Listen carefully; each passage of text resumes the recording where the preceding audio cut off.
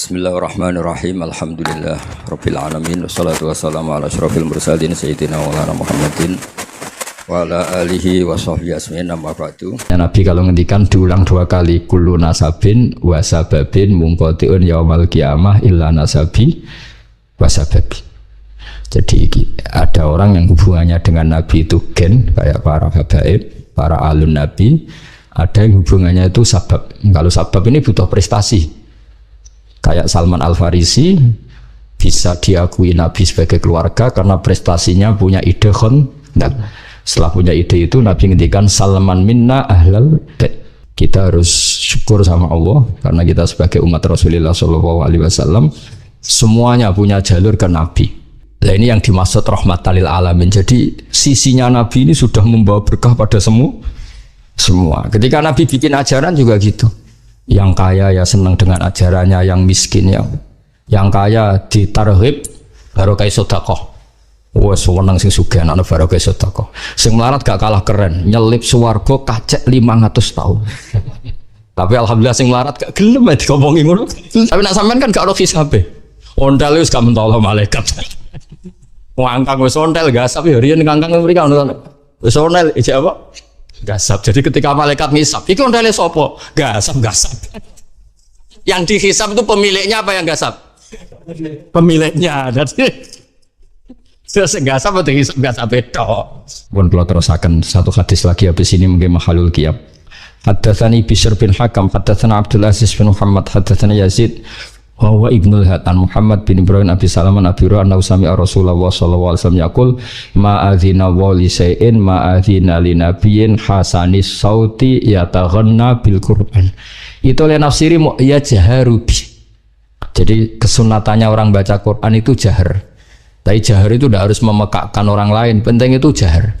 Bihaitsu yusmi'u nafsa, kalau dalam fikih sekiranya diri kamu sendiri dengar wala tajhar bi sholatika wala tukhafid biha, itu di semua tafsir diterangkan faya khudha minkal Quran.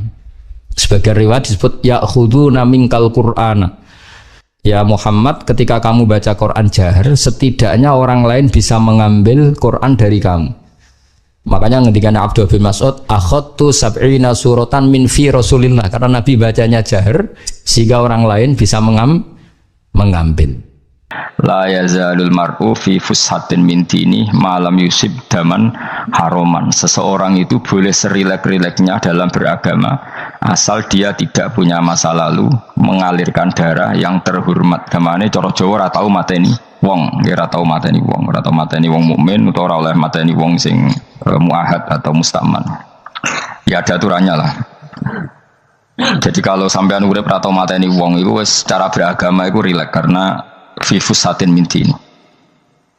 Nah tentu mateni itu ada banyak sebab, diantaranya fatwa yang ekstrim, sehingga ulama dulu itu senang diguyon sampai keterusan saiki. Ketika wong alim hasil sering guyon karena memang menghindari omongan penting. Kenapa? Karena sekali omongan penting ini kadang yu'addi ilal fatwa kita kotel, takutnya fatwa itu ekstrim, kemudian saling bunuh. Ada beda zaman Nabi itu kan enak ya, sehingga Nabi mesti bener ya, musuhnya Abu Jahal CS mesti salah ya. Tukaran saiki wis gak seru, tukaran buat gue repot. Masih aku musuh sampean ini soalnya bener sampean, wong ora tau urip ora tau seneng mbok musuhi piye ngono dadi. Kan gak penak. Jajal misalnya kiai tukaran mbek santri, wong mesti kan normalnya bela kiai ini, mergo luwih alim luwih bener. Tapi kan cara pandang lah iya sing bener kok mau ngalah kan. Iso wae sing disalahno pangeran iku sing.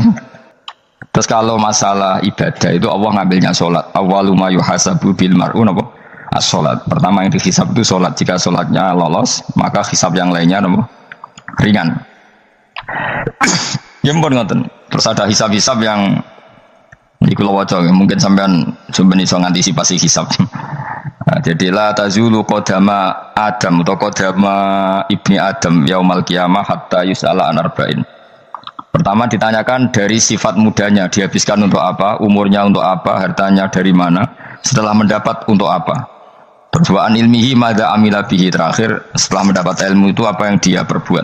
Sebab itu orang fakir itu masuk surga lebih cepat timbang orang kaya, kacek 500 tahun kita koyo. Dia apa boten gak ada napa-napa. Iso ngaji boten. Jadi gak perlu pertanggungjawaban mereka napa? Kacau kan. Mahsyar iku maknane iku nggon giringan. Terus kiai kuno maknane bayangno nggon mahsyar iku maknane tempat dihalonya semua manusia.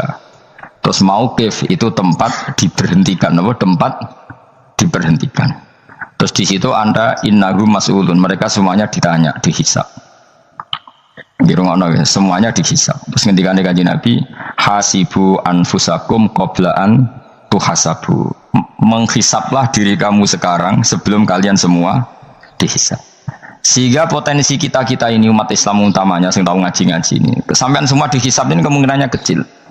Karena ketika kowe ning donya sampean sedanten kan biasa wis donga robbana zulamna anfusana. Jadi ya Allah, saya ini benar-benar mendolimi diri kita sendiri.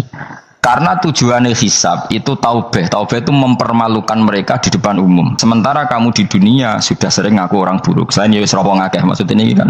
Jadi kayak ngakuin apa robbana zulamna anfusana. Sehingga ngendikane Kanjeng Nabi seperti hasibu anfusakum qabla antuhasabu, menghisaplah diri kamu sendiri sebelum nanti kamu benar-benar dihisap. Sehingga umatnya Rasulullah itu kemungkinan kena hisap itu kecil sekali karena tadi sudah terbiasa menghisap dirinya sendiri. Apalagi kita, kata Rasulullah, saya dikasih hadiah yang para nabi sebelum saya enggak dikasih hadiah itu. Apa itu? 5 hal itu. Di antaranya apa? Kata Rasulullah, wa utitu khawatima suratil Baqarah. Saya dikasih terakhir-terakhirnya surat Baqarah. Di surat Baqarah itu umatnya Nabi dapat bonus dan ini luar biasa, yaitu ayat Rabbana la tu'akhidna in nasina wa akhtana. Ya Allah, jangan hisab kami, jangan beri sanksi kami, jangan azab kami kalau suatu saat kita lupa atau salah. SP nak kowe urung salah padahal mesti salah. Rai-rai ini gak mesti salah. Wis gawe perjanjian mbek pangeran Gusti.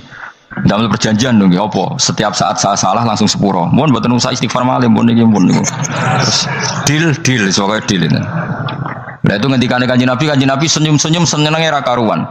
Dan setiap itu dibaca oleh umatku, Allah sudah jawab qala na'am. Jadi Rabbana la tu'akhifna in nasina aw akhtana. Terus qala Allah menjawab na'am. Terus Rabbana wa la tahmil alaina isron kama hamaltahu alal ladzina min qablina. Allah menjawab na'am. Sampai terakhir wa'fu anna, Allah jawab na'am.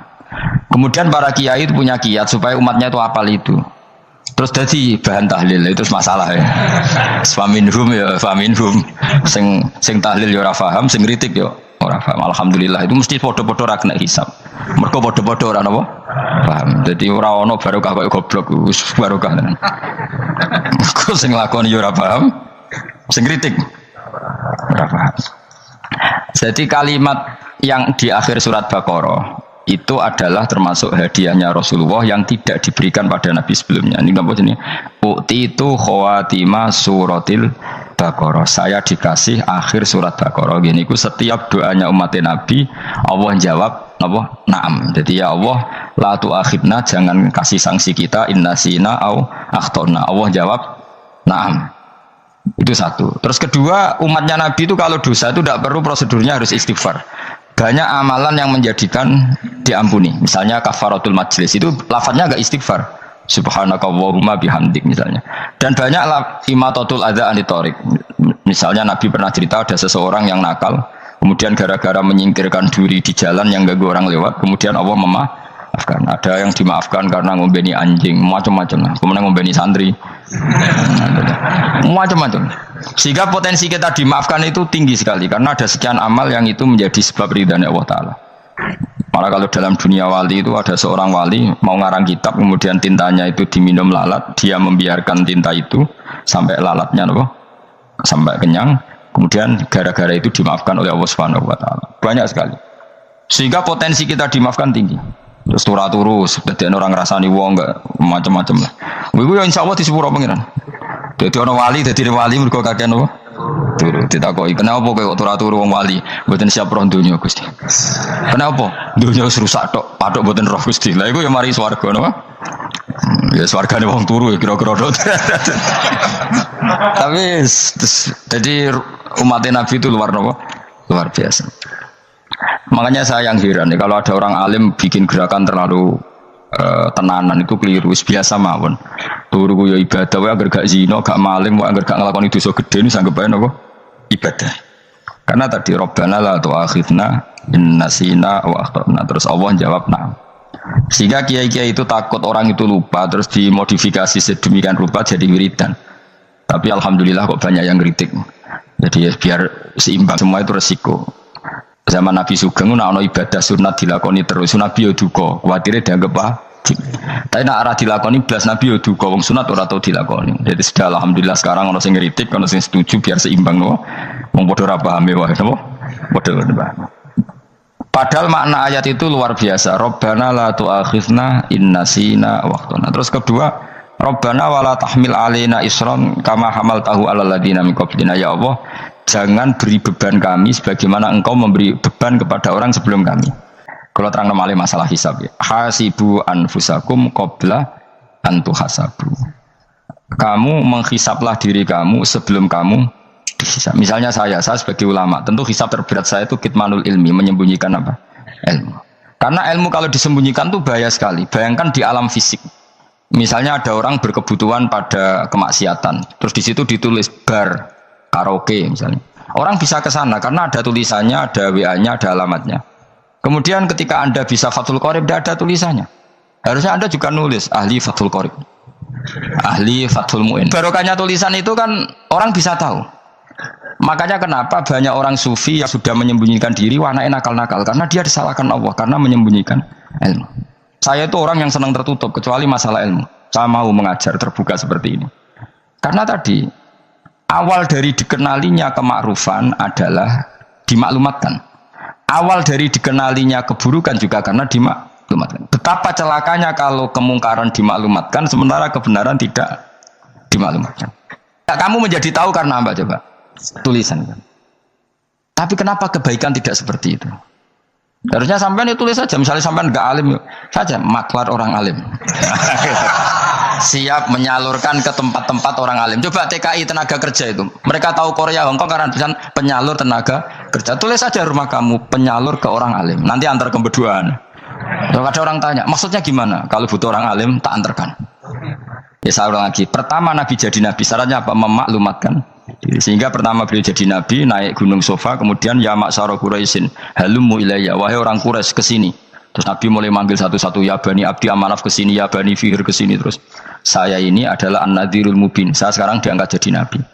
Terus Abu Lahab marah-marah, tabbannaka ya Muhammad alihada jama'tana. Muhammad kamu itu orang sial, kita enak-enakan tidur gara-gara kamu manggil kita datang, ternyata hanya untuk urusan seperti ini. Makanya terus ada tabbat yada abi lahabi watab. Tapi yang iman kemudian tanya, Muhammad kalau kamu setelah jadi Nabi, misinya apa? Saya diutus Allah untuk kamu menyembah Allah, tidak boleh menyekutukan Allah. Dan Allah memerintahkan kamu afaf itu meninggalkan zina, meninggalkan maling, gini-gini. Coba kalau Nabi tidak memaklumatkan diri. Sengerti nak Nabi itu sopo aja. Masalah utama kita sebetulnya itu. Makanya saya tidak pati cocok sama orang sufi itu. Kebenaran itu harus dimaklumatkan. Sementara orang sufi itu ingin menyembunyikan diri. Itu kalau untuk yang alim itu tidak bagus. Wong kita saja tahu itu dokter atau bidan karena tulisan. Ini bidan, ini dokter. Dan mereka jujur, dokter umum, dokter spesialis. Dan coba misalnya di kota, kamu tulis saja penyalur kebaikan. Orang yang ingin mondok, pondok pilihannya ada, Sarang ada, Pelosok Lirboyo. Kalau saya ke sana gimana? Saya kenal Gusnya. Tak anter. One keren, juga ada penyalur. Kalau orang bisa tersalurkan ke Korea, ke Korut, ke Jepang karena tulisan, kenapa tidak banyak orang tersalur kebaikan karena tulisan? Itu dulu memang begitu. Rasulullah zaman Sugeng itu kalau ngajari santrinya itu balighu anni walau ayah, maklumatkan ke kampung kamu meskipun satu ayat. Banyak sahabat kalau ditanya ya tidak bisa karena ngajinya tidak hatam. Tapi ya terus gak apa-apa, kok tak soal Abu Bakar, tak soal Umar, ditanyakan yang lebih pintar. Lah nanti hubungan kita dengan Allah ya seperti itu. Sejauh mana kita memaklumatkan Allah, sejauh mana kita mengkampanyakan Allah. Saya ulang lagi ya. Jadi kesalahan kita adalah kebenaran itu kita sembunyikan. Padahal awal dikenalnya Islam itu lewat i'lam, fasda bima tu'maru. Kebenaran harus dimaklumat. Sebab itu di Quran sering ada kata i'lamu, kenalilah, ketahuilah. Jadi awal dari agama ini adalah harus tahu. Maka menyangkut harus tahu ini lalu Allah bikin media. Media itu apa saja. Tapi lalu kita bisa berdebat tentang media. Itu yang kita tidak tahu nanti hisabnya di depan Allah Subhanahu wa taala. Saya sampai sekarang itu nggak tahu, nggak pernah bilang halal, nggak pernah bilang haram. Kadang-kadang orang ngerti bahwa sholat itu adalah ritual umat Islam itu lewat media. Media itu bisa berita, bisa dokumenter, bisa apa saja. Kita tidak pernah tahu cara Allah mengertikan. Seperti kita tidak pernah tahu madzhab Mu'tazilah, tahunya itu dari kitab-kitab ahli sunnah wal jamaah. Coba kita semua misalnya tahu madzhab yang aneh, Mu'tazilah, Jabariyah, Qadariyah, itu dari kitab mereka apa dari kitab ahli sunnah? Dari kitab ahli sunnah. Maka bisa saja informasi keburukan itu dari orang baik dan informasi kebaikan dari orang buruk. Kita tidak pernah tahu. Karena ini yang bisa ngelola hanya Allah Subhanahu wa taala. Tidak bisa, kita tidak bisa, hanya Allah yang bisa. Maka perdebatan Ahmad bin Hanbal dengan Haris al-Muhasibi itu seperti itu. Misalnya gini, tak kiri contoh.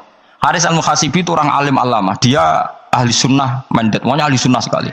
Dia mau ngarang kitab tentang, dia menentang Mu'tazilah, menentang Qadariyah, menentang Syiah.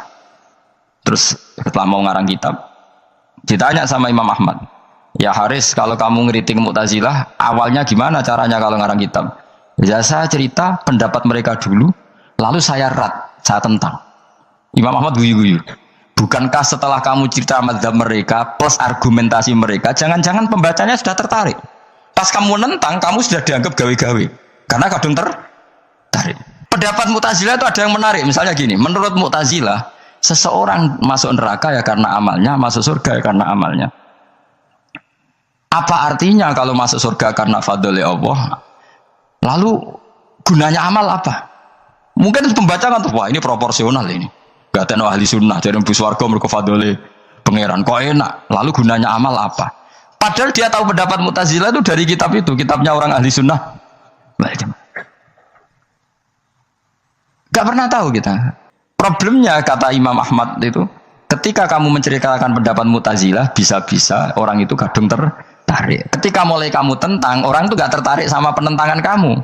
Berarti kamu ikut menyebarkan Mu'tazilah. Makanya ketika kitab ahli sunnah dipenuhi dengan cerita-cerita madzhab Mu'tazilah, itu sebetulnya kamu itu pengedar apa penentang? Itu pertanyaan Ahmad bin. Akhirnya Imam Haris al-Muhasibi bilang gini, enggak, maksud jenengan itu ngelarang apa dukung. Pokoknya mangkel.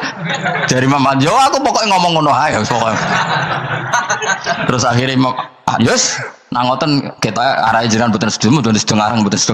Makanya Haris al-Muhasibi akhirnya enggak mengarang kitab itu. Dia sebenarnya pernah rencana Kitabul Firaq fil Islam. Dia mau ngarang kitab kelompok-kelompok dalam Islam. Nah, makanya pertanyaannya, pengarang buku juga kena hisab karena sebetulnya apa yang dia tentang orang lain menjadi tahu karena ceritanya dia. Coba kamu ngarang kitab saja yang anti Syiah atau anti Mu'tazilah atau anti Murji'ah atau anti otoritarian, mesti pembaca itu nggak bisa kamu kendalikan. Nah, itu juga rawan hisab. Makanya berat. Pokoknya walatus aluna yauma idzin anin naim. Semua itu nanti dimintai tanggung jawab oleh Allah Subhanahu wa taala. Karena kita tidak pernah tahu. Akhirnya Haris al-Muhasibi gak ngarang kitab. Imam Ahmad itu tidak punya karangan kecuali riwayat Musnad Ahmad bin Hanbal. Ketika ditanya, saya takut membuat hal baru dalam Islam. Karena karangan itu kan mesti melogikakan hukum. Sementara Allah tuh kadang nggak butuh dijustifikasi seperti itu. Ya, ngoten mugi-mugi barokah sedanten. Assalamualaikum warahmatullahi wabarakatuh.